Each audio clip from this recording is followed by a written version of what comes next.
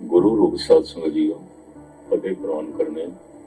ਵਾਹਿਗੁਰੂ ਜੀ ਕਾ ਖਾਲਸਾ, ਵਾਹਿਗੁਰੂ ਜੀ ਕੀ ਫਤਿਹ। ਧੰਨ ਗੁਰੂ ਨਾਨਕ ਦੇਵ ਜੀ ਮਹਾਰਾਜ ਦਾ ਇਹ ਮਹਾਵਾਤੁਤ ਫਾਰਸੀ ਵਿੱਚ ਹੈ, ਪਰਸ਼ੀਅਨ ਵਿੱਚ ਹੈ। ਪਰਸ਼ੀਅਨ फारसी हिंदुस्तानी भाषा नहीं है, इस देश की भाषा नहीं है। ईरान, अद्धा अफगानिस्तान, बलोचिस्तान, फिर रशिया दे नाल लगदियां स्टेटां उज़बेकिस्तान, तुर्कमेनिस्तान, बल्ख, बुखारा इत्यादि विच ये भाषा बोली जाती है। ईरान दे बॉर्डर दे नाल लगदे इराक दे कुछ शहर जैसे कि बसरा ते होर कुछ पिंड उत्थे भी पर्शियन बोली जाती है, समझी जाती है। दुनिया दियां वड्डियां भाषावां विचों ये एक वड्डी भाषा है। जैसे इंग्लिश नूं समझण वाले थोड़े घट सारी दुनिया च मौजूद हैं।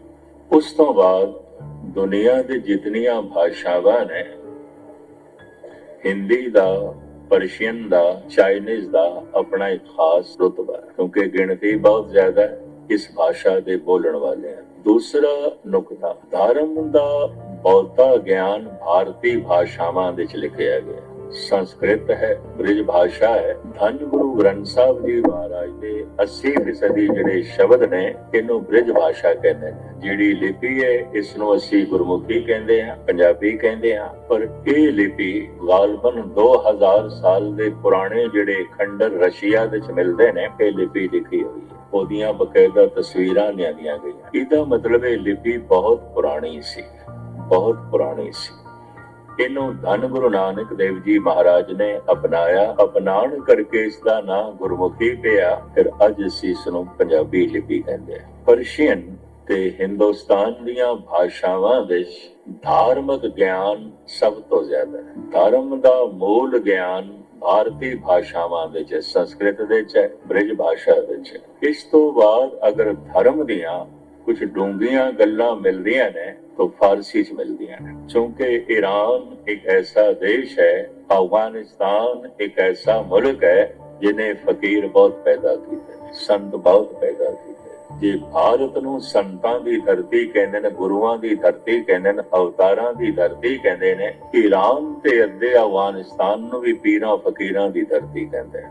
बड़े बड़े नामवर फकीर उस धरती ने पैदा कीते ने। फिरदौसी जैसे, शेख सादी जैसे, हाफिज, मौलाना रूम, शम्स तबरेज, सरमद, बड़े बड़े महान सूफी संत ईरान दी धरती ने पैदा किए। धन गुरु नानक देव जी महाराज दे एक खूबी सी, जिस देश विच जांदे सन ते सतगुरु नूं पता सी इन्हां ने मेरे देश दी बोली ते समझने। खूबी सी धन गुरु नानक देव जी महाराज दे, ओनू समझांदे सन उसे दी बोली विच, उसे ही भाषा विच। मैं हैरान हो जांदा, हिंदी दे सैकड़े रूप ने। बिहार विच हिंदी किसी होर ढंग नाल बोली जाती, यूपी दी हिंदी कुछ होर है, शहरां दी हिंदी कुछ होर है, पिंडां दी हिंदी कुछ होर है। राजस्थान ते मध्य भारत दी भाषा हिंदी है पर भिन्न भिन्न है, अनंत रूप ने। राजस्थान विच भावें हिंदी बोली जाती है पर उत्थे बोलण वालियां भाषावां ने, एक भाषा नूं मारवाड़ी भाषा भी कहंदे ने। मारवाड़ी लोगां ने बिल्कुल शुद्ध शब्द धन गुरु अर्जन देव जी महाराज दा मारवाड़ी विच है। गर्भ गहेड़ो मूड़ो हियो महाराज री मायो, डीहर न्याय मो फाक्यो रे, गणो गणो गणो सद लोड़े, बिन लेने कैठे पायो रे। शुद्ध मारवाड़ी, प्योर मारवाड़ी। तो इस तरह धन गुरु नानक दे घर विच इह खूबी रही है, ਜਿਹੜੇ ਭਾਂਡੇ 'ਚ ਅਗਲਾ ਛਕਣਾ ਚਾਹੁੰਦਾ ਹੈ ਉਸੇ ਭਾਂਡੇ 'ਚ ਛਕਾ ਦਿੰਦੇ ਆ। ਭਾਸ਼ਾ ਤੇ ਇੱਕ ਭਾਂਡਾ ਹੁੰਦੀ, ਉਸ ਭਾਸ਼ਾ ਦੇ 'ਚ ਗਿਆਨ ਕੀ ਹੈ, ਵਿਗਿਆਨ ਕੀ ਹੈ, ਸੋਝ ਕੀ ਹੈ, ਸਮਝ ਕੀ ਹੈ। ਭਾਸ਼ਾ ਭਾਂਡਾ ਹੈ, ਬਰਤਨ ਤੋਂ ਇਲਾਵਾ ਕੁਝ ਨਹੀਂ। ਤੇ ਭਾਂਡੇ ਅਸੀਂ ਬਾਜ਼ਾਰ 'ਚ ਦੇਖਦੇ ਆ, ਸਟੀਲ ਦੇ ਵੀ ਮਿਲਦੇ ਨੇ, ਪਿੱਤਲ ਦੇ ਵੀ ਮਿਲਦੇ ਨੇ, ਤਾਂਬੇ ਦੇ ਵੀ ਮਿਲਦੇ ਨੇ, ਸਿਲਵਰ ਦੇ ਵੀ ਮਿਲਦੇ ਨੇ। ਭਾਂਡੇ ਸੋਨੇ ਦੇ ਵੀ ਆਉਂਦੇ ਨੇ, ਕਈ ਧਾਤੂਆਂ ਦੇ ਭਾਂਡੇ ਮਿਲਦੇ ਨੇ। ਤੇ ਜੇ ਕੋਈ ਧਾਤੂਆਂ ਦੇ ਭਾਂਡੇ ਨਾ ਹੋਣ ਤੇ ਬੇਸ਼ਤਰ ਮਿੱਟੀ ਦੇ ਭਾਂਡਿਆਂ ਵਿੱਚ ਵੀ ਖਾਂਦੇ ਪੀਂਦੇ ਦੇਖੀਦੇ। ਭਾਂਡੇ ਮਿੱਟੀ ਦੇ। ਭਾਂਡਾ ਭੋਜਨ ਨੂੰ ਛਕਣ ਦਾ ਇੱਕ ਸਾਧਨ ਬਣਦਾ ਹੈ, ਭੋਜਨ ਬਣਾਉਣ ਦਾ, ਭੋਜਨ ਨੂੰ ਵੰਡਣ ਦਾ। ਉਂਝ ਭਾਂਡਾ ਭੁੱਖ ਨਹੀਂ ਮਿਟਾਉਂਦਾ, ਭੁੱਖ ਨਹੀਂ ਮਿਟਾਉਂਦਾ। ਕਿਸੇ ਵੀ ਭਾਸ਼ਾ ਦਾ ਕੋਈ ਪੰਡਤ ਹੋਵੇ, ਵਿਦਵਾਨ ਹੋਵੇ, ਇਹਦੇ ਨਾਲ ਅਧਿਆਤਮਕ ਤ੍ਰਿਪਤੀ ਨਹੀਂ ਮਿਲਦੀ। ਸਵਾਲ ਹੈ ਉਸ ਭਾਸ਼ਾ ਦੇ ਚ ਹੈ ਕੀ, ਉਸ ਭਾਂਡੇ ਚ ਹੈ ਕੀ। ਭੋਜਨ ਨੇ ਭੁੱਖ ਮਿਟਾਣੀ ਹੈ, ਭਾਂਡੇ ਨੇ ਭੁੱਖ ਨਹੀਂ ਮਿਟਾਣੀ। ਮੈਂ ਫਿਰ ਅਰਜ਼ ਕਰਾਂ, ਭਾਂਡਾ ਸਟੀਲ ਦਾ ਹੋ ਸਕਦਾ ਹੈ, ਭਾਂਡਾ ਪਿੱਤਲ ਦਾ ਹੋ ਸਕਦਾ ਹੈ, ਭਾਂਡਾ ਤਾਂਬੇ ਦਾ ਹੋ ਸਕਦਾ ਹੈ, ਅਲਮੋਨੀਅਮ ਦਾ ਹੋ ਸਕਦਾ ਹੈ, ਭਾਂਡੇ ਚਾਂਦੀ ਦੇ ਵੀ ਹੋ ਸਕਦੇ ਨੇ। ਬਹੁਤ ਸਾਰੇ ਧਨਾੜ ਅਮੀਰ ਘਰਾਂ ਵਿੱਚ ਮੈਂ ਦੇਖੇ ਭਾਂਡੇ ਸੋਨੇ ਦੇ ਵੀ ਨੇ। ਤੋ ਇਸ ਤਰ੍ਹਾਂ ਭਾਵੇਂ ਭਾਂਡਾ ਸੋਨੇ ਦਾ ਹੋਵੇ ਤਾਂ ਵੀ ਭੁੱਖ ਨਹੀਂ ਮਿਟਾਉਂਦਾ, ਤੇ ਭਾਂਡਾ ਮਿੱਟੀ ਦਾ ਵੀ ਹੋਵੇ ਤਾਂ ਵੀ ਭੁੱਖ ਨਹੀਂ ਮਿਟਾਉਂਦਾ। ਭੁੱਖ ਭੋਜਨ ਨਾਲ ਮਿਟੇਗੀ। ਇਹ ਗੱਲ ਵੱਖਰੀ ਹੈ ਕਿ ਭੋਜਨ ਮਿੱਟੀ ਦੇ ਭਾਂਡੇ 'ਚ ਹੈ ਕਿ ਸੋਨੇ ਦੇ ਭਾਂਡੇ 'ਚ ਹੈ, ਭੋਜਨ ਪਿੱਤਲ ਦੇ ਭਾਂਡੇ ਦੇ 'ਚ ਹੈ ਕਿ ਤਾਂਬੇ ਦੇ ਭਾਂਡੇ ਦੇ 'ਚ। ਭੁੱਖ ਭੋਜਨ ਨਾਲ ਮਿਟੇਗੀ। ਮਹਾਨਤਾ ਭੋਜਨ ਦੀ ਹੈ, ਭਾਂਡਿਆਂ ਦੀ ਇਤਨੀ ਨਹੀਂ। ਇਹ ਭਾਸ਼ਾ ਮਹਾਨ ਹੈ, ਇਹ ਭਾਸ਼ਾ ਮਹਾਨ ਹੈ, ਇਹ ਭਾਸ਼ਾ ਮਹਾਨ ਹੈ, ਵਿਅਰਥ ਦੀਆਂ ਗੱਲਾਂ ਨੇ। ਸਵਾਲ ਹੈ ਇਸ ਭਾਸ਼ਾ ਦੇ ਪਰੋਸ ਕੇ ਦਿੱਤਾ ਕੀ ਜਾ ਰਿਹਾ, ਆਖਿਆ ਕੀ ਜਾ ਰਿਹਾ। ਸਵਾਲ ਇਹ ਹੈ, ਗਾਲ ਇੰਗਲਿਸ਼ ਦੇ ਚ ਵੀ ਕੱਢੀ ਜਾ ਸਕਦੀ ਹੈ, ਗਾਲ ਪੰਜਾਬੀ ਚ ਵੀ ਕੱਢੀ ਜਾ ਸਕਦੀ ਹੈ, ਗਾਲ ਹਿੰਦੀ ਚ ਵੀ ਕੱਢੀ ਜਾ ਸਕਦੀ ਹੈ। ਭਾਂਡਿਆਂ ਦਾ ਕੀ ਹੈ? ਪਰਮਾਤਮਾ ਦਾ ਗਿਆਨ ਵੀ ਕਿਸੇ ਭਾਸ਼ਾ ਚ ਦਿੱਤਾ ਜਾ ਸਕਦਾ ਹੈ। ਧੰਨ ਗੁਰੂ ਨਾਨਕ ਦੇਵ ਜੀ ਮਹਾਰਾਜ ਨੇ, ਔਰ ਇਸ ਘਰ ਦੀ ਇੱਕ ਖੂਬੀ ਹੈ ਕਿ ਕਿਤਨਾ ਏਕਤਾ ਦਾ ਸਰੂਪ ਹੈ, ਕਿਤਨਾ ਭਾਈਚਾਰਾ ਹੈ, ਕਿਤਨੀ ਮਿਲਨਸਾਰੀ ਦੇ ਜਜ਼ਬੇ ਨੇ। ਜਿਸ ਭਾਸ਼ਾ ਵਿੱਚ ਅਗਲਾ ਸਮਝਣਾ ਚਾਹੁੰਦਾ ਹੈ, ਉਸੇ ਨੂੰ ਉਸ ਭਾਸ਼ਾ 'ਚ ਸਮਝਾਣਾ। तो धन गुरु ग्रंथ साहब जी महाराज दे संस्कृत है, ब्रिज है, पंजाबी दी झलक मिलती है, भारत दीयां तमाम लोकल भाषावां दी झलक मिलती है, नाले नाले विदेशी भाषा पर फारसी दे शब्द ने। गुरु नानक देव जी दे, गुरु अर्जन देव जी दे तीजे ते दूजे पातशाह दे भी कुछ सरोग, कबीर ते नामदेव दी भी कुछ बाणी। वो भी किधरे किधरे बहुत सारे अल्फाज पर्शियन दे वरते ने, फारसी दे जो है वरते ने।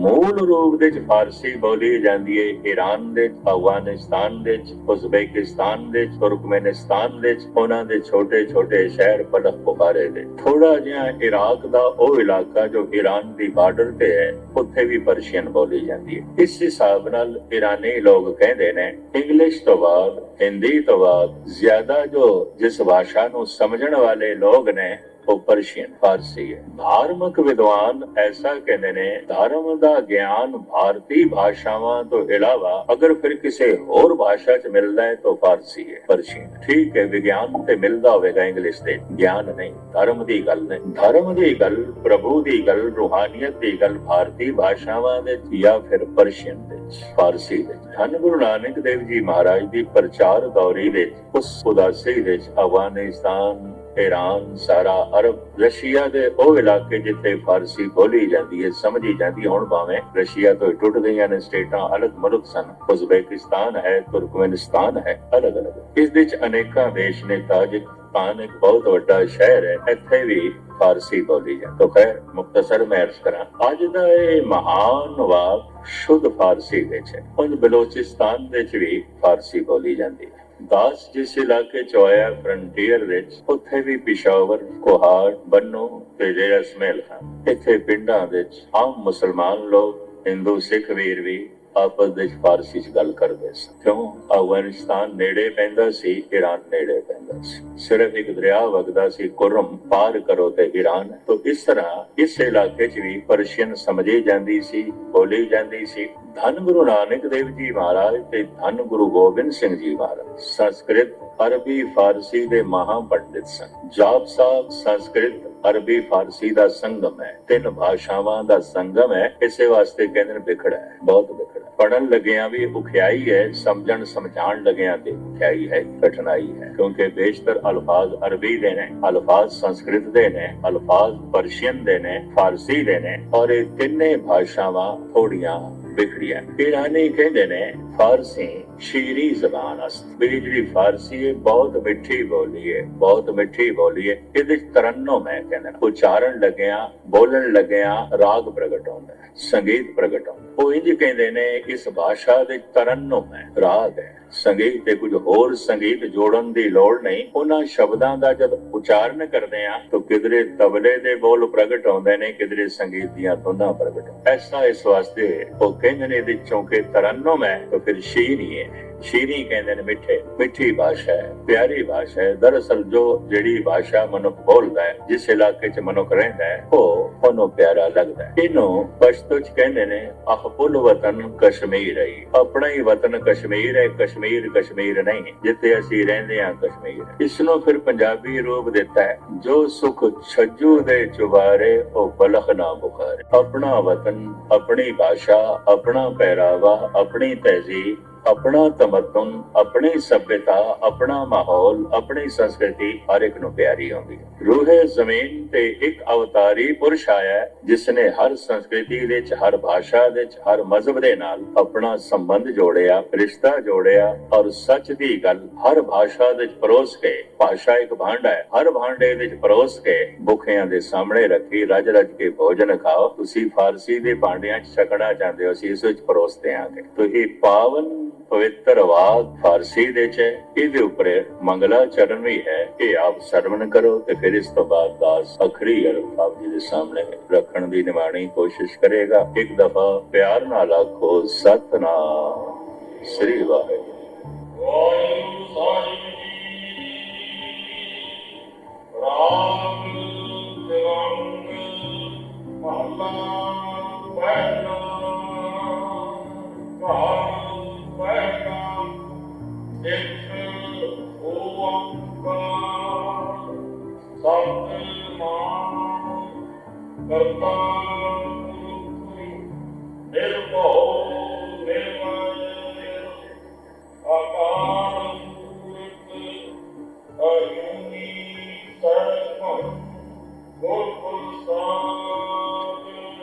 ਪਰਸ਼ੀਅਨ ਦੇ ਬਹੁਤ ਸਾਰੇ ਸ਼ਬਦ ਤਿਲੰਗ ਰਾਗ ਦੇ ਅੰਦਰ ਨੇ।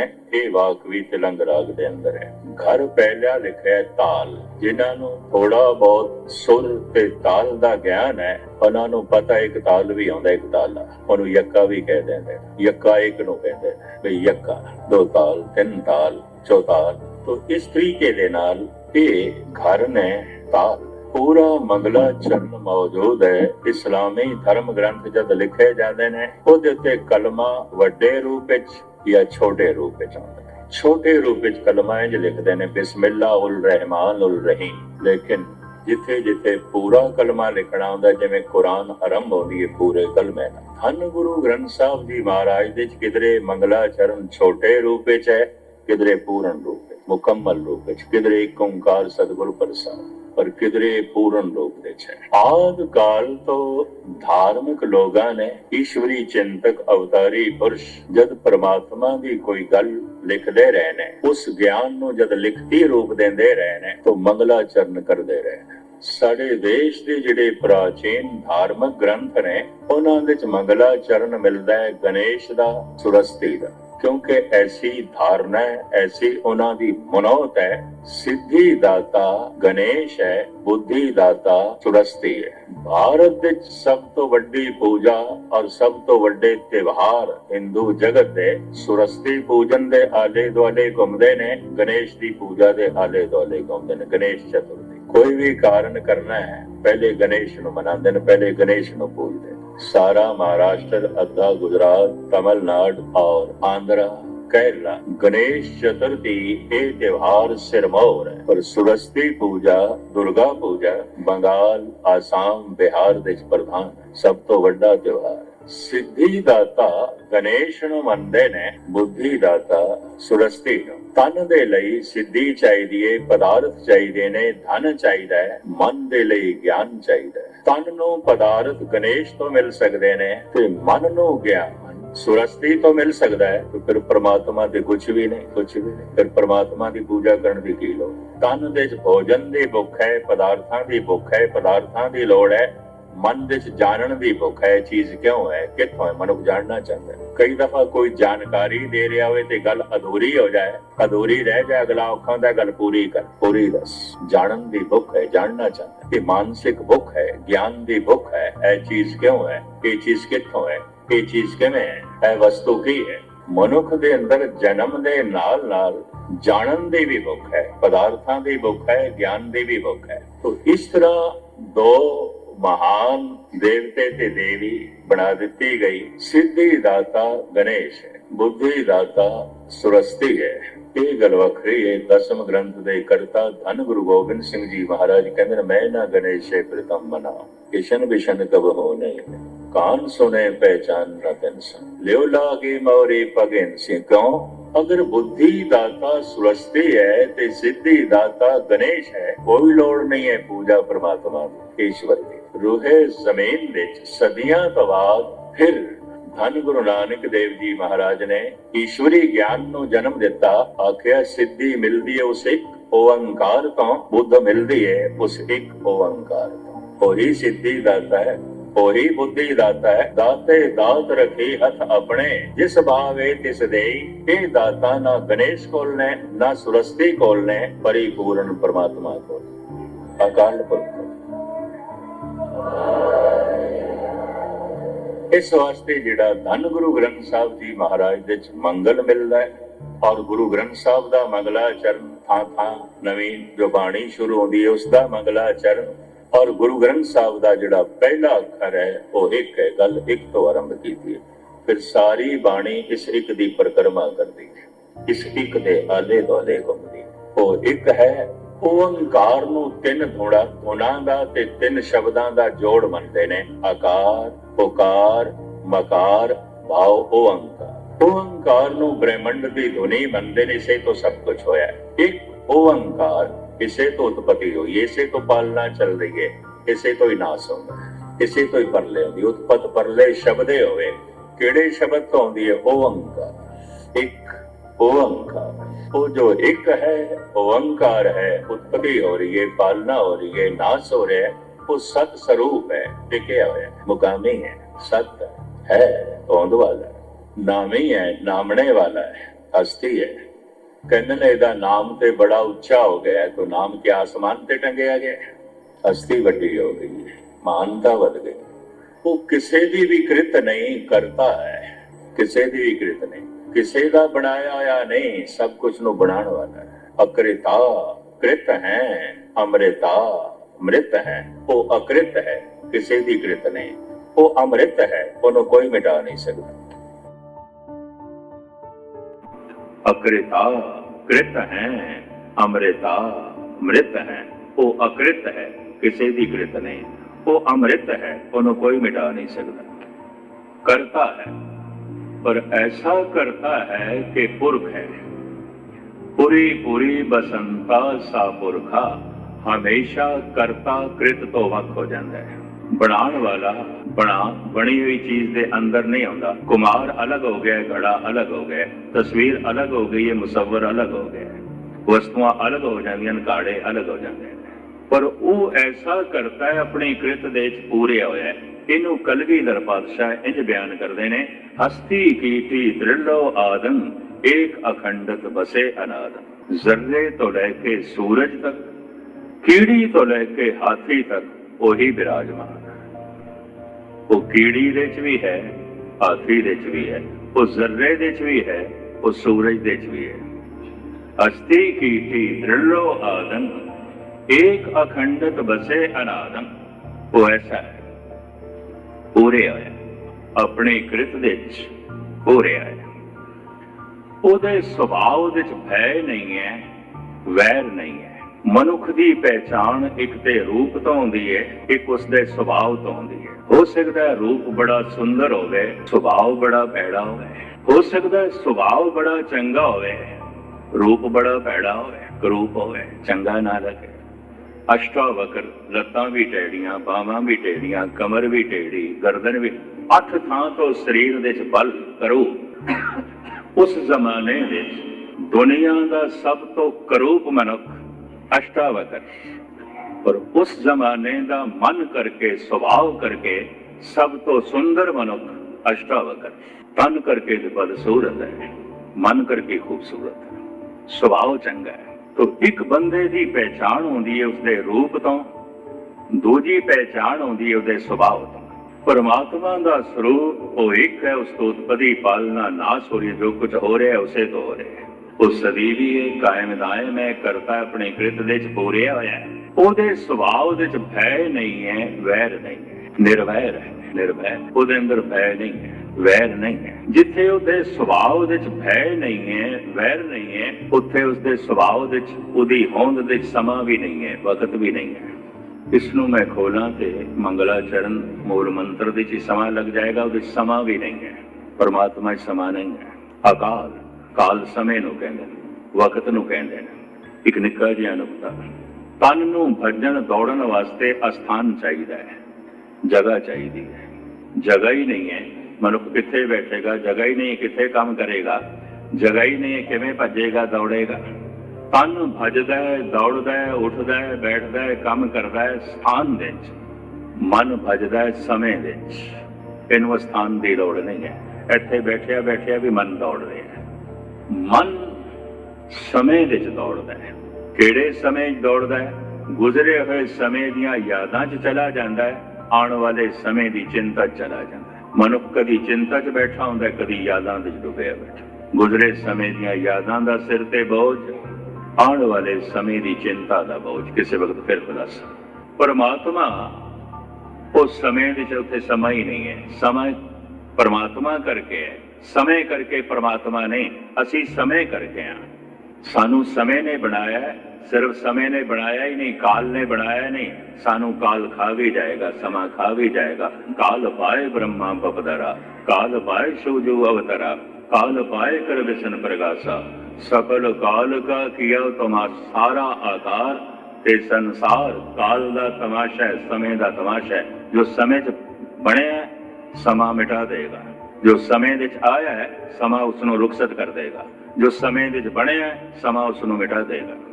ਉਸ ਸਮੇਂ ਕਰਕੇ ਨਹੀਂ ਹੈ ਪਰਮਾਤਮਾ, ਪਰਮਾਤਮਾ ਕਰਕੇ ਸਮਾਂ। ਇਸ ਵਾਸਤੇ ਅਕਾਲ ਕੋਈ ਨਾ ਸਮਝੇ, ਕਲਪਨਾ ਮਾਤਰ ਹੈ, ਮੂਰਤੀਮਾਨ ਹੈ, ਮੂਰਤ ਹੈ। ਤੇ ਮੂਰਤ ਤੋਂ ਮੁਰਾਦ ਫਿਰ ਇੱਕਦਮ ਬਣ ਜਾਏ। ਕਿਸੇ ਨੇ ਘੜਿਆ ਹੋਵੇਗਾ, ਕਿਸੇ ਤੋਂ ਜਮਿਆ ਹੋਵੇਗਾ। ਇੱਕਦਮ ਸਤਿਗੁਰੂ ਕਹਿੰਦੇ ਨੇ ਅਜੋ ਨਹੀਂ, ਜਮਿਆ ਨਹੀਂ। ਅਜਨਮ ਹੈ, ਅਮਰਨ ਹੈ, ਜਮਿਆ ਨਹੀਂ ਹੈ। तो फिर कैसे है? सैवं संस्कृत का शब्द है स्वयं भू, अपने आप तो प्रभु है, अपने आप तो प्रगट होया। आप ही ने आप साजे हो, आप ही ने रचे हो ना।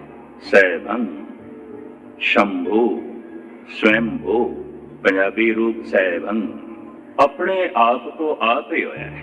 फिर सारा ज्ञान उसे तो आ रहा है, वो जड़ा एक है वो गुरु है। ज्ञान गुरु है, ज्ञान सारा परमात्मा तो आ रहा है। ज्ञानी के गुरु है, ज्ञान गुरु आत्म उपदेशो नाम भी बहुत लगाओ। सब कुछ जिथे परमात्मा तो आया है, ज्ञान भी उसे तो आया है। कोई गैर गंभीर कविता किसी कवि दी नहीं आती, परमात्मा दी आती है। कवि दी पकड़ दी आ गई, ਉਹਦੇ ਭਾਂਡੇ ਹੀ ਸਮਾ ਗਈ। ਕੋਈ ਗਿਆਨ ਮਨੁੱਖ ਦਾ ਨਹੀਂ ਆਉਂਦਾ, ਸਭ ਪਰਮਾਤਮਾ ਦਾ। ਜਦ ਕੋਈ ਕਹਿ ਦਿੰਦਾ ਹੈ ਗਿਆਨ ਮੇਰਾ ਹੈ, ਉਸੇ ਗਿਆਨ ਦੀ ਸੀਮਾ ਬਣ ਜਾਂਦੀ ਹੈ। ਜਦ ਕੋਈ ਕਹਿੰਦਾ ਹੈ ਗਿਆਨ ਪਰਮਾਤਮਾ ਤੋਂ ਆਇਆ, ਉਹੀ ਅਸੀਮ ਹੋ ਜਾਂਦਾ ਹੈ। ਗੁਰੂ ਹੈ, प्रसाद दयालु है, बख्शिंद है, रहीम है, रहमान है, बख्शिंद है, करुणाकर है, दयालु है। इत्थे तक मूल मंत्र मुक्तसर ते हुण आप शब्द सरवण करो। हाँ जी।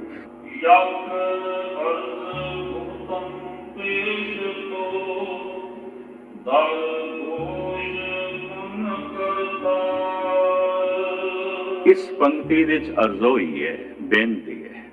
सारा शब्द बेनती है, अरदास है। कीती हुई साधना, कीता होया जब तप, वही सफल है जो मनुख नूं अरदास तक ले जाए, बेनती तक ले जाए। कुछ धर्म ते ऐसे ने, जैसे ईसाई भी चर्च क्यों जा रहे हो? प्रेयर करने जा रहे हैं, अरदास करने जा रहे हैं, सिर्फ अरदास करने जा रहे हैं। साढ़े च ऐसा नहीं, कीर्तन सुनने जा रहे हैं, कथा सुनने जा रहे हैं, गुरु के दर्शन करने जा रहे हैं, सत्संगियां के दर्शन करने जा रहे हैं, सेवा करने जा रहे हैं, पुण्य करने जा रहे हैं। ये सब कुछ कीता होया पुण्य, सुनिया होया कीर्तन, सुनी हुई कथा, इसका फल की है? अंदरों अरदास का निकलना। वो अरदास फिर व्यर्थ नहीं जाती। बिरथी कदे ना होवई जन की अरदास। ये कदों निकलती है? जप कर करके निकलती है, कीर्तन सुन सुन के निकलती है, कथा सुन सुन के निकलती है, पाठ कर करके निकलती है। उंज नहीं निकलेगी। उंज बथेरी अरदासां होंदियां ते मनुख कर। कोई रस्मी अरदास ਦੀਵਾਨ ਦੀ ਅਰਦਾਸ ਦਿਲ ਦੀ ਗਹਿਰਾਈ ਚੋਂ ਅਰਦਾਸ ਨਿਕਲਦੀ ਹੈ, ਜਪ ਕਰ ਕਰਕੇ, ਤਪ ਕਰ ਕਰਕੇ, ਸਾਧਨਾ ਕਰ ਕਰਕੇ, ਕੀਰਤਨ ਸੁਣ ਸੁਣ ਕੇ, ਕਥਾ ਸੁਣ ਸੁਣ ਕੇ, ਬਾਣੀ ਪੜ ਪੜ ਕੇ, ਪਾਠ ਕਰ ਕਰਕੇ, ਕੋਈ ਅਰਦਾਸ ਨਹੀਂ ਨਿਕਲਦੀ ਦਿਲ ਦੀ ਗਹਿਰਾਈ ਚ। और जदों ये अरदास निकलती है फिर व्यर्थ भी नहीं जाती। दिल से जो बात निकलती है असर रखती है, पर नहीं ताकते परवाज मगर रखती है। दिल की गहराई चो जिहड़ी अरदास निकली है खुदा तक पहुंचेगी। किसी नूं गुरबाणी कहती है बिरथी कदे ना होवई जन की अरदास। सारे शब्द विच एक अरदास है। यक अज असी अरदास कहने आ, परशियन ਦੇ ਕਹਿੰਦੇ ਨੇ ਅਰਜ਼ੋਈ ਕਰਨੇ, ਅਰਜ਼ ਕਰਨੇ, ਅਰਜ਼ੋਈ। ਸੰਸਕ੍ਰਿਤ ਦੇ ਹਿੰਦੀ ਚ ਕਹਿੰਦੇ ਨੇ ਪ੍ਰਾਰਥਨਾ ਕਰਨੀ ਹੈ, ਪ੍ਰਾਰਥਨਾ ਕਰਨੀ ਹੈ। ਫਾਰਸੀ ਚ ਕਹਿੰਦੇ ਨੇ ਅਰਜ਼ ਕਰਨੀ ਹੈ, ਅਰਜ਼ੋਈ ਕਰਨੀ ਹੈ। ਗੁਰੂ ਨਾਨਕ ਨੇ ਇੱਕ ਸ਼ਬਦ ਨੂੰ ਜਨਮ ਦਿੱਤਾ ਹੈ, ਅਰਦਾਸ ਕਰਨੀ ਹੈ। ਤੇ ਅਰਦਾਸ ਦੇ ਜੋ ਮੈਂ ਅਰਥ ਸਮਝੇ ਨੇ ਤੇ ਪੜ੍ਹੇ ਨੇ, ਅਰਜ਼ੇ ਦਾਸ਼ਤ ਹੱਥ ਜੋੜ ਕੇ ਅਰਜ਼ੋਈ ਕਰਨੀ, ਦਸਤ ਬਲਪਾ ਹੱਥਾਂ ਨੂੰ ਜੋੜ ਕੇ ਅਰਜ਼ੋਈ ਕਰਨੀ, ਬੇਨਤੀ ਕਰਨੀ, ਪ੍ਰਾਰਥਨਾ ਕਰਨੀ।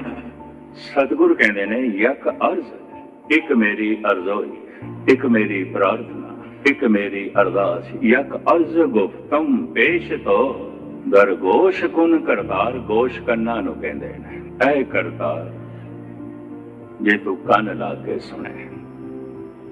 ਮਨੁੱਖ ਜਿੱਥੇ ਹੁੰਦਾ ਹੈ ਉੱਥੇ ਹੀ ਉਸਦੇ ਕੰਨ ਆਉਂਦੇ ਨੇ।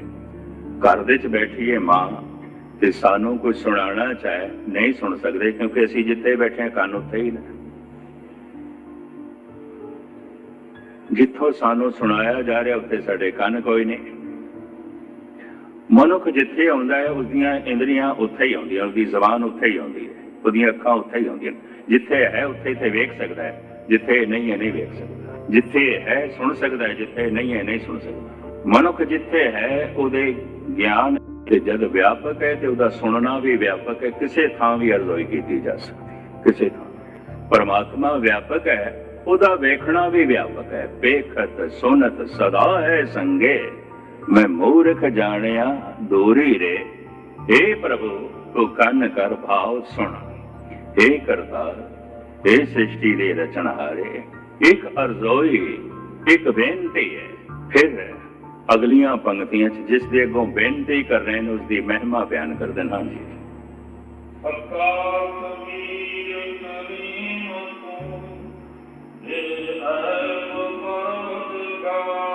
ਪਰਸ਼ੀਅਨ ਵਿੱਚ, ਅਰਬੀ ਵਿੱਚ ਸੱਚ ਨੂੰ ਹੱਕ ਕਹਿੰਦੇ ਨੇ।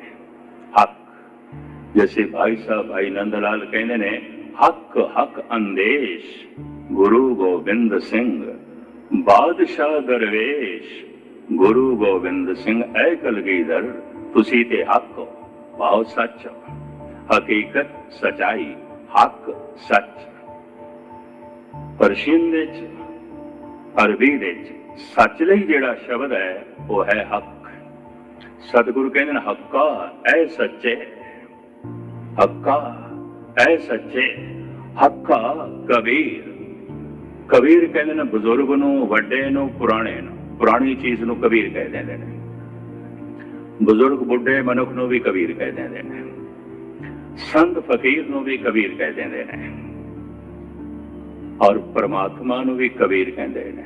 ਵੱਡਾ ਬਜ਼ੁਰਗ ਹੈ, ਕਦੀਮੀ ਹੈ। ਇਹ ਕਬੀਰ ਲਫ਼ਜ਼ ਫਾਰਸੀ ਦਾ ਵੀ ਹੈ ਔਰ ਅਰਬੀ ਦਾ ਵੀ ਹੈ। ਅਰਬੀ ਚ ਵੀ ਕਬੀਰ ਕਹਿੰਦੇ ਨੇ, ਪਰਸ਼ੀਅਨ ਦੇ ਚ ਵੀ ਕਬੀਰ ਕਹਿੰਦੇ ਨੇ ਵੱਡੇ ਨੂੰ। हे ਹੱਕਾ, हे ਸੱਚ ਦੇ ਸਰੂਪ, हे ਸੱਚੇ, ਇਹ ਸਭ ਤੋਂ ਵੱਡੇ ਹੱਕਾ ਕਬੀਰ ਕਰੀਮ ਤੂੰ, ਬਖਸ਼ਿੰਦਾ ਤੂੰ। ਤੇਰੇ ਸੁਭਾਅ ਵਿੱਚ ਦਇਆ ਹੀ ਦਇਆ ਹੈ, ਤੇਰੇ ਸੁਭਾਅ ਵਿੱਚ ਰਹਿਮਤ ਹੀ ਰਹਿਮਤ ਹੈ, ਬਖਸ਼ਿਸ਼ ਹੀ ਬਖਸ਼ਿਸ਼ ਹੈ। ਹੱਕਾ ਕਬੀਰ ਕਰੀਮ ਤੂੰ ਬੇਅਦ ਪਰਵਰਦਿਗਾਰ, ਐ ਪਾਲਨਹਾਰੇ ਤੂੰ ਨਿਰਵਿਕਾਰ ਹੈ, ਤੇਰੇ ਚ ਕੋਈ ਐਬ ਨਹੀਂ। तू निर्विकार है, निर्मल है, अति निर्मल है, अति निर्मल है, निर्विकार है और सृष्टि का करणहार है। तू हक है, तू कबीर है। इस तरह मेरे पातशाह उस प्रभु की अरदास विच जो है महिमा गायन कर रहे हैं। हाँ जी। हे प्रभु, मैं ते अपने दिल नो समझाना, ये जगत फानी है, नासवंत है, तू हक्का है, जगत ते झूठ है, छाया है, तू कबीर है, ये सब कुछ ते तुच्छ है, बेमैनी है, दुनिया मुकाम फानी, ये जो टिके होया जगत दिसदा पे है ते मिट जाएगा, ये फानी है, नासवंत है। ऐ मेरे दिल तू ऐसा जान, हे प्रभु, हे करीम, हे हक्का, मैं अपने दिल नो ऐसा समझा रहा, ऐसा कह रहा, सब कुछ नासमंत है। किसी वक्त खुलासा करांगा, धर्म दा प्रभु दा सारा ज्ञान मौत दे ज्ञान तो आरंभ होता है। लोभ वासना हंकार सारा जीवन दी लालसा तो शुरू होता है। जितनी जीवन दी लालसा उतना हंकारी, जितनी जीवन दी लालसा उतना लोभी, जितनी जीवन दी लालसा उतना वासना दे ग्रसिया होया, जितना मौत दा ज्ञान उतना बैरागी, जितना मौत दा ज्ञान उतना सतवादी, जितना मौत दा ज्ञान उतना आत्मदर्शी। धर्म दा ज्ञान शुरू होता है मौत दे ज्ञान तो सतगुरु कहते हैं मैं दिल नू समझा रहा, सब नासवंत है, सब कुछ मिट जाता है, सब कुछ खत्म हो जाता है। ऐ मेरे दिल ये सच करके जान, ये मैं चंगी तरह तहकीकात करके देख लिया है, छानबीन करके देख लिया है, सब कुछ नासवंत है, सब कुछ नासवंत है। ऐ मेरे दिल सच्चा जान केवल उसनो, वड्डा जान केवल उस परिपूर्ण परमात्मा नो। हाँ जी,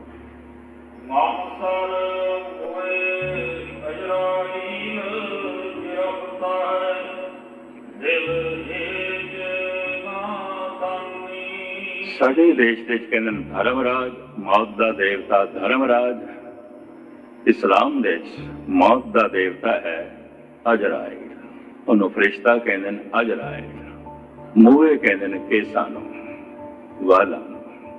उस धर्मराज ने, उस मौत दे देवते ने हर एक दे केसां नूं पकड़िया, हर एक दे केस सिर दे ओदे हथ दे च ने। साहिब कहंदे मेरे केस भी, मेरे वाल भी उसके हाथ, मम मम मैं मेरे। शब्द अपने ते लेंदे, गुरु नानक विच खूबी है, बहुत वड्डी खूबी है। बहुत वड्डे गुणां दा जिक्र करना है, दूजियां नूं अगे कर देंदे ने। कमजोरी दा जिक्र करना है, किधरे अवगुणां दा जिक्र करना है, फिर अपने नूं अगे कर देंदे ने। कहो नानक हम नीच करमा, शरण भरे की राखो शर्मा। दूजे नूं नीच कह के उस वड्डे दा उपदेश देना, कि सारी जगत दुनिया कर दी है। अपने आप नूं नीच कह के उस वड्डे दी गल जगत दी झोली दे पानी ते अपने आप नूं कुछ ना जनाना, ये सिर्फ गुरु नानक दे घर दी महिमा है। ये सिर्फ इसे ही दर दी जो है महिमा। मेरे केसां नूं उस अजराइल फरिश्ते ने जो है पकड़िया होया है। हे मेरे दिल ये सच करके जा, पर कीता की जाए दिल नादान है, नहीं समझता, नहीं मनता। रोज साल दे साल जन्म दिन मनाई जाता है, मरण दिन नूं ते मनदा ही नहीं है, नादान है, नहीं मनता। जन्म ते हो गया छड़, मरण नूं मन, जन्म ते हो गया भुल, मौत नूं चेते कर। ये नहीं करता, ये तो जन्म नूं चेते करता है। तो कितना नादान, कितना नादान, जन्म ते हो गया गल खत्म, ਉਹਨੂੰ ਚੇਤੇ ਕਰਦਾ ਪਿਆ ਕਿਧਰੇ ਭੁੱਲ ਜਾਏ ਤੇ ਸਾਲ ਦੇ ਸਾਲ ਜਨਮ ਦਿਨ ਮਨਾਉਂਦਾ ਹੈ, ਤੇ ਜੋ ਹੋਣ ਵਾਲਾ ਹੈ ਤੇ ਹੈ ਉਸ ਮੌਤ ਨੂੰ ਭੁਲਾਉਣ ਦੀ ਕੋਸ਼ਿਸ਼ ਕਰਦਾ ਹੈ। ਸਾਹਿਬ ਕਹਿੰਦੇ ਨੇ ਐਸਾ ਇਹ ਨਾਦਾਨ ਦਿਲ ਹੈ, ਇਹ ਮੰਨਦਾ ਨਹੀਂ, ਇਹ ਜਾਣਦਾ ਨਹੀਂ। ਹਾਂਜੀ,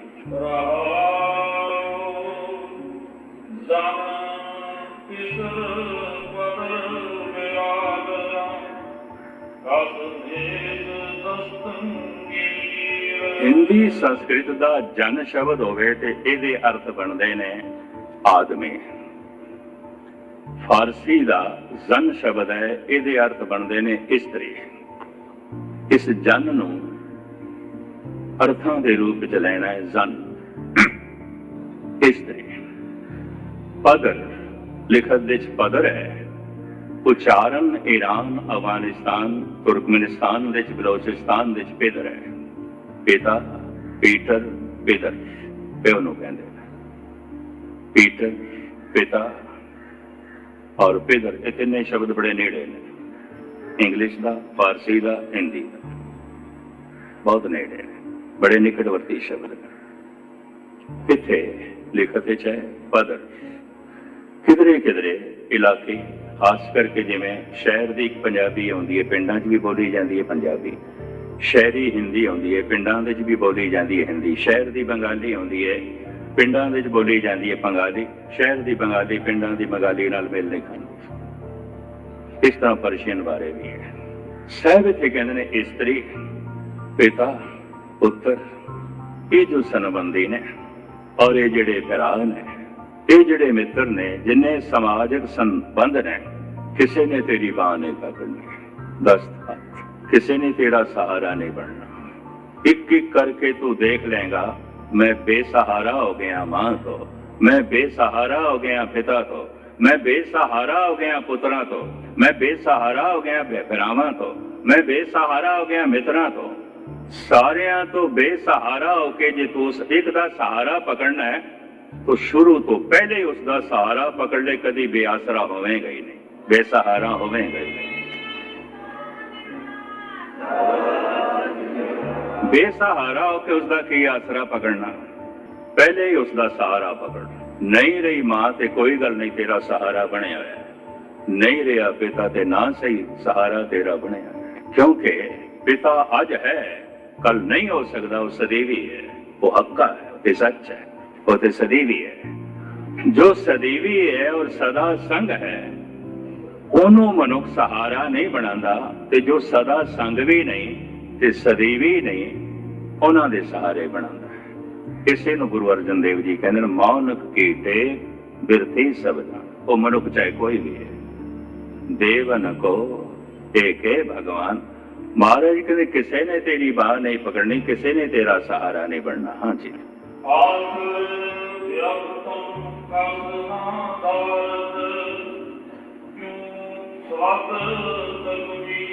पर जब इस्थों गफन रुखसत होवेगा ते तकबीर जनाजे दी नमाज जो कब्रिस्तान ते पढ़ते हैं, फातिहा पढ़ के नमाज पढ़ते हैं, ਉਹਨੂੰ ਜਿਵੇਂ ਸਾਡੇ ਵਾਪਸ ਆ ਕੇ ਜਾਂ ਸ਼ਮਸ਼ਾਨ ਘਾਟ ਤੇ ਕੀਰਤਨ ਸੋਹਿਲਾ ਪੜ੍ਹਦੇ ਨੇ, ਇਹ ਤਕਬੀਰ ਜਨਾਜ਼ੇ ਦੀ ਨਮਾਜ਼ ਪੜ੍ਹਦੇ ਨੇ।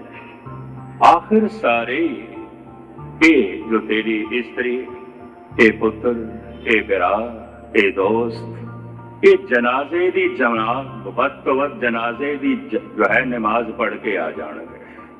बस इन्ना ही करना है, कीर्तन सोहेला ही पढ़ के आएंगे और कुछ नहीं कर सकते, कुछ भी नहीं कर सकते। तेरा सहारा तेरे आमाल बनणगे, तेरा सहारा तेरा जपिया होया नाम बनेगा।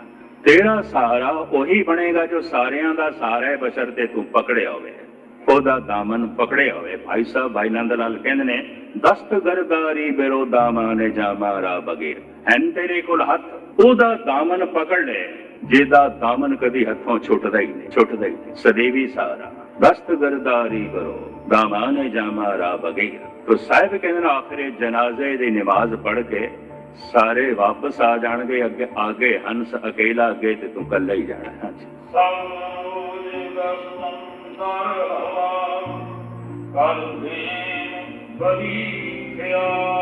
ਅਰਜ਼ੋਈ ਹੈ ਪ੍ਰਭੂ ਦਿਨ ਤੇ ਰਾਤ, ਮਾੜੇ ਖਿਆਲਾਂ 'ਚ ਮੇਰਾ ਮਨ ਰਹਿੰਦਾ ਤੇ ਸਿਰਫ ਖਿਆਲਾਂ 'ਚ ਨਹੀਂ, ਵਿਚਾਰਾਂ 'ਚ ਨਹੀਂ।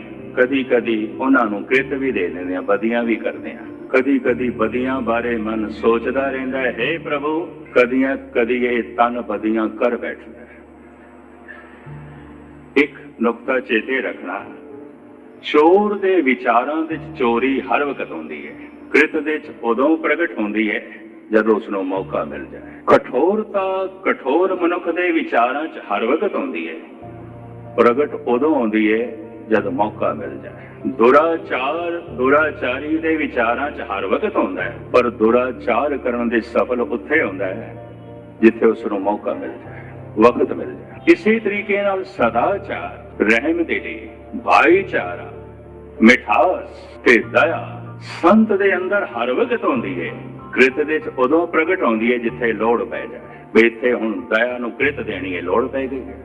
वो जो विचारां च दया चल रही सी, हुण सिर्फ विचारां च ना चले, हुण कृत देनी है, कुछ करना है। संत दे विचारां च दया ते हर वक्त चलदी है। कृत दे च उदों प्रगट आउंदी है जिथे लोड़ पै जाए। दूसरा नुकता ध्यान नाल सुनना, चोर दे विचारां च चोरी ते हर वक्त चलदी है। कृत दे च उदों प्रगट आउंदी है जिथे मौका मिल जाए। कठोर दे विचारां च कठोरता ते हर वक्त चलदी है। कृत दे च उदों प्रगट आउंदी है जिथे मौका मिल जाए। संत दे विचारां च दया ते हर वक्त चलदी है। रहमदिली ते हर वक्त चलदी है। विशालता ते हर वक्त चलदी है। पुण्य ते हर वक्त चलदा है। सदाचार ते हर वक्त चलदा है। पर कृत दे च उदों प्रगट होंदा है, तन दे तल ते उदों प्रगट होंदा है जिथे लोड़ पै जाए। जिथे देखदा हां इत्थे लोड़ है। साहिब कहंदे दिन रात विचारां दे च ख्यालां दे बधी बधी कदी कदी कृत दे च भी प्रगट हो जाती है। हे प्रभु, मैं ऐसा हाँ, मेरा मन ऐसा है, मेरा तन ऐसा है। परमात्मा दे अगों अपने गुण नहीं रखे जा रहे, अरदास दे च जोदड़ी च अवगुण रखे जा रहे हैं।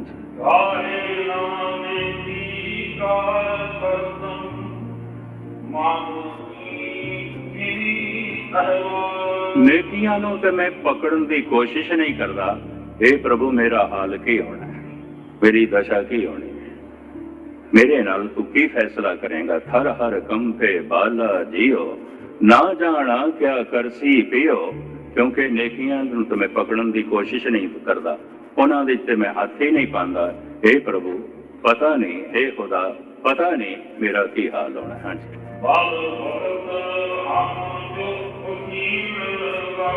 आखिरी पंक्तियां, बदबख्त हम चूं बखील गाफल बेनजर बेबाक, नानक भगोयत जन तोरा तेरे चाकरा पाहा। बदबख्त, हे प्रभु, मैं चंगी किस्मत वाला भी नहीं हाँ। एक नुकता बयान करके मैं समाप्ति करा। शेख सादी साहब कहते बदबख्त कौन है?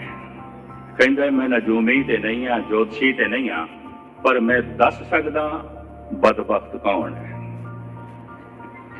गर इंसाफ पुरसे बद वक्त कस अस्त। केड़ा मनुख बदकिस्मत है, बदबख्त है कि दर राह कश रंज दीगर कर कस अस्त, जो दूजे दे नुकसान दे नफा देखता है, जो दूजे दी बेइज्जती दे इज्जत लगता है, जो दूजे दी टैंदी कला चढ़दी कला लगता है, जो दूजियां दे रोने दे हासे लगता है। शेख सादी साहब कहते दुनिया का बदबख्त बंदा है, कदी हस नहीं सकेगा। क्यों? दूजियां दे रोने दे हासे लगता है। कदी नफा नहीं होगा। क्यों? दूजियां दे नुकसान दे नफा लगता है। कहता मैं ज्योतिषी नहीं हाँ, मैं नजूमी नहीं हाँ, पर मैं कह सकता। इस वास्ते गुरबाणी का फैसला, पर का बुरा ना राखो जीत, तुमको दुख नहीं पाई मीत। सतगुरु थे कह रहे मैं चंगी किस्मत वाला नहीं हूं, बदबख्त। बदबख्त हम चूं बखील गाफल, फिर मैं चुगलखोर भी हाँ। गल वधा के बयान करना, जर्रे नूं पहाड़ बनाना, बुराई ते जर्रा मातर सी पहाड़ दसदा।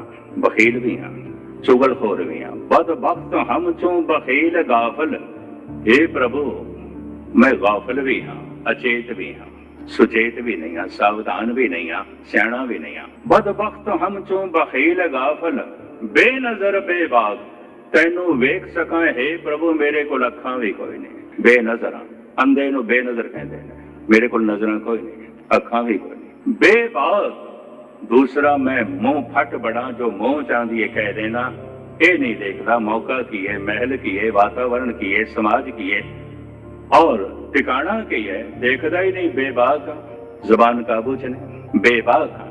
आखिरी पंक्ति दे सतगुरुदेव जी महाराज जो कुछ कहते ने, नानक भगोयत जन तुरा तेरे चाकरा पाहा, नानक दी अर्जोई तो नहीं मिलदा ते ना सही, तेरे दर्शन नहीं ते ना सही, जो तेरे मार्ग ते चलदे ने तेरे चाकर ने उन्हां दी खाक बना दे, उन्हां दी राख बना दे, उन्हां दे चरनां दी धूड़ बना दे, उन्हां दे कदमां दी खाक बना दे, तू नहीं मिलदा ते ना सही।